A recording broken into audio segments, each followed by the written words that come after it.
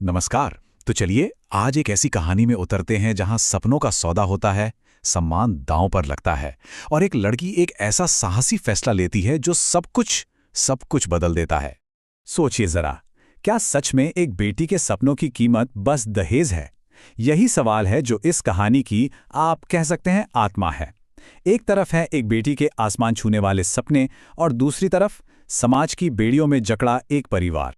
कहानी है रजनी की, एक बहुत ही होनहार छात्रा जिसके पास एक प्यार करने वाला परिवार है और आंखों में एक ऐसा सपना है जिसे वो किसी भी हाल में पूरा करना चाहती है। तो रजनी का सपना क्या था? वो बनना चाहती थी कलेक्टर बिटिया। अब देखिए, कलेक्टर बनने का सपना मतलब यूपीएससी का एग्जाम क्लियर करना। और ये कोई मजाक नहीं है, ये इंडिया के सबसे टफ एग्जाम्स में से एक है। मतलब सालों की मेहनत, दिन रात की पढ़ाई। रजनी ने हाल में एक अटेम्प्ट दिया था, थोड़ा झटका भी लगा, पर उसका हौसला वो अभी भी टूटा नहीं था। और ये जो शब्द आप देख रहे हैं, ये उसके पिता के हैं। इसमें एक बाप का पूरा दिल, उसकी पूरी दुविधा सिमट कर आ गई है। वो कहते हैं, बेटा तुमने 5 साल मांगे थे, मैंने तुम्हें 6 दिए, पर मैं तुम्हारा बाप हूं, तुम मेरी जिम्मेदारी हो।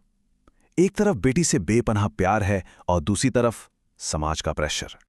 और फिर कहानी में एक मोड़ आता है, एक रिश्ता आता है, एक सरकारी बाबू का। लड़के का नाम है राकेश। पोस्ट क्या है? Block development officer. मतलब कागज पर तो ये एकदम परफेक्ट मैच था। सबको लगा चलो रजनी का फ्यूचर अब सेट है। लेकिन रिश्ते के लिए हां करने से पहले रजनी के पिता ने एक शर्त रखी। सिर्फ एक, लेकिन बहुत जरूरी शर्त। उन्होंने साफ साफ कहा, हमारी बेटी शादी के बाद भी यूपीएससी का एग्जाम देगी। और लड़के वालों ने हां कर दिया।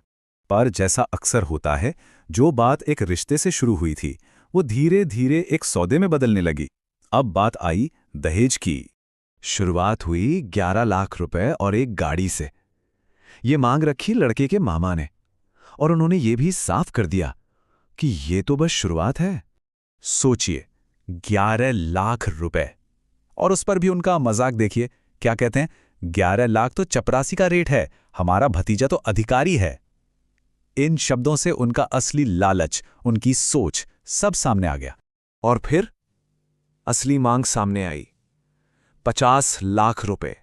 50 लाख! रजनी के एक मिडिल क्लास परिवार के लिए यह रकम एक पहाड़ जैसी थी। पर एक बाप अपनी बेटी की खुशी के लिए क्या नहीं करता। उन्होंने अपनी जिंदगी भर की कमाई, अपना प्रोविडेंट फंड सब निकाल लिया। जो पुश्तैनी जमीन थी उसे गिरवी रख दिया। और तो और ब्रांडेड सामान की एक लंबी लिस्ट पर भी हां कर दी। मतलब अपना सब कुछ दांव पर लगा दिया। और फिर वो दिन आ ही गया, शादी का दिन। लेकिन ये सिर्फ शादी का दिन नहीं था, ये दिन था आत्मसम्मान के लिए एक आवाज उठाने का। मंडप में माहौल बहुत खराब था। तोहफों को लेकर लगातार ताने कसे जा रहे थे।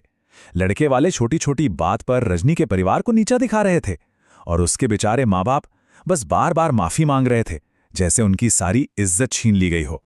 और बस यहीं पर कहानी पलट जाती है। अपने पिता को इस तरह टूटते हुए देखकर रजनी से रहा नहीं गया। वो आगे आई, उसने शादी रोक दी। और फिर उसने जो कहा वो किसी ने सोचा भी नहीं था। उसने कहा, जब तक मेरे पापा का खर्च हुआ एक एक पैसा तुम लोग वापस नहीं लौटा देते, ये बारात यहां से वापस नहीं जाएगी। सोचिए जरा, शादी कैंसिल और पूरी बारात एक तरह से बंधक। रजनी ने साफ कह दिया, जब तक पैसा वापस नहीं होता कोई कहीं नहीं जाएगा। जो लोग पावर में थे अब वो बेबस थे। पूरा गेम पलट चुका था। रजनी के इस एक कदम ने ना सबको हिलाकर रख दिया। और यहीं से एक बिल्कुल नई शुरुआत होती है। इतनी देर से जो दूल्हा राकेश चुपचाप सब देख रहा था, वो आखिरकार बोला। उसने अपने ही परिवार का लालच और रजनी की हिम्मत देखी और उसने फैसला लिया।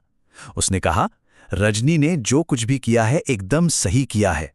वो रजनी के साथ खड़ा हो गया। और फिर उसने जो कहा, उसने सबका दिल जीत लिया।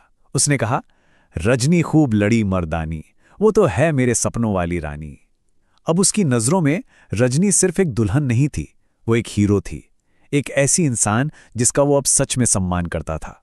तो असल में ये लड़ाई सिर्फ दहेज के खिलाफ थी ही नहीं, ये लड़ाई थी 2 तरह की शादियों के बीच।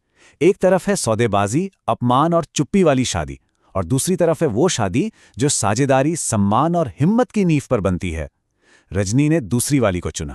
इसका असर देखिए, अपने बेटे के बदले हुए रुख और रजनी की हिम्मत से प्रेरित होकर दूल्हे के पिता का भी दिल बदल गया। उन्होंने ऐलान किया कि अब दहेज की कोई बात नहीं होगी। ये शादी पैसों पर नहीं बल्कि योग्यता पर होगी, काबिलियत पर होगी। तो आखिर में एक सवाल बचता है हम सबके लिए। एक लंबी चलने वाली साझेदारी की, एक रिश्ते की असली नींव आखिर होती क्या है? पैसा या फिर सम्मान और हिम्मत? ये कहानी हमें इसी सवाल पर सोचने के लिए मजबूर कर देती है।